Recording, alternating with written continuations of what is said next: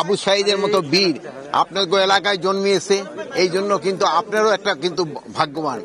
আমরা সবাই আবু সাঈদের জন্য দোয়া করব, আল্লাহ যেন এর কবর আযাব মাফ করে, আল্লাহ যেন এর বেহেশত নসিব করেন এবং তার যেন শহীদের মর্যাদা দান করেন।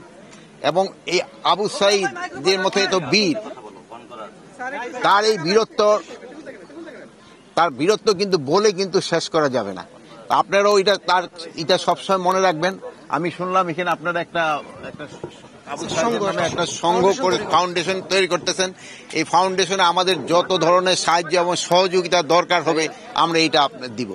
এই 3 জন আসামি গ্রেপ্তার হয়েছে এবং এই মামলাটা যত তাড়াতাড়ি সম্ভব আমরা শুনানি শুরু করব এবং অন্যান্য যে আসামিরা ঘুরে বেড়াচ্ছে তাদের যদি আপনারা আইডেন্টিফাই করতে পারেন এবং আমার পুলিশ আইডেন্টিফাই করতে পারে, তাদের অবশ্যই আইনের আওতায় নিয়ে আসা হবে।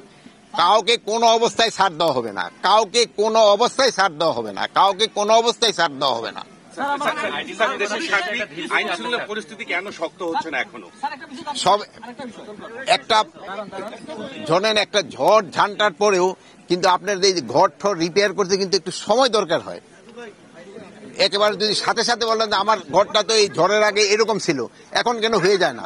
হয়ে যায়, কিছু সময় দিতে হবে, আমাদেরও কিছু সময় দিতে হবে। আমাদের কাছে তো এরকম কোনো কিছু নাই যে বলবার হয়ে যাবে।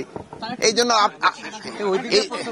আরে ভাই, এই জন্য আমাদের একটু সময় দেন। আগের থেকে তো পরিস্থিতি অনেক উন্নতি হয়েছে, এটা আস্তে আস্তে আরো উন্নতি হবে।